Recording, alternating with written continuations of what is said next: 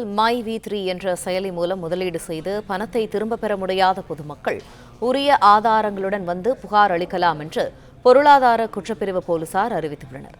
இது தொடர்பான கூடுதல் தகவல்களை எமது செய்தியாளர் நேசராஜ் வழங்க கேட்போம். நேசராஜ், வணக்கம். இந்த செயலின் மூலமாக எவ்வளவு நபர்கள் பாதிக்கப்பட்டிருக்கிறார்கள், என்னென்ன ஆதாரங்களை கொண்டு வந்து அவர்கள் இந்த வழக்கினை பதிவு செய்யலாம், முழு விவரங்கள் என்ன? வணக்கம். கோவை பொருளாதார குற்றப்பிரிவில் மை வி3 ஆப் நிறுவனத்தினர் பொதுமக்களிடம் பல கோடி ரூபாய் முதலீட்டு தொகையை திரும்ப பெற்று, அதாவது அந்த பொதுமக்களிடம் பணத்தை இவர்கள் வாங்கியுள்ளனர். அதனையடுத்து கோவை குற்ற வழக்கு பதிவு செய்யப்பட்டு வழக்கு விசாரணையானது நடைபெற்று வருகிறது. இந்த மை வி3 நிறுவனத்தில் தமிழகம் முழுவதும் உள்ள அனைத்து மாவட்டங்களைச் சேர்ந்த பொதுமக்கள் பணத்தை முதலீடு செய்து ஏமாற்றப்பட்டுள்ளனர் என்பது விசாரணையில் தெரிய வந்துள்ளது.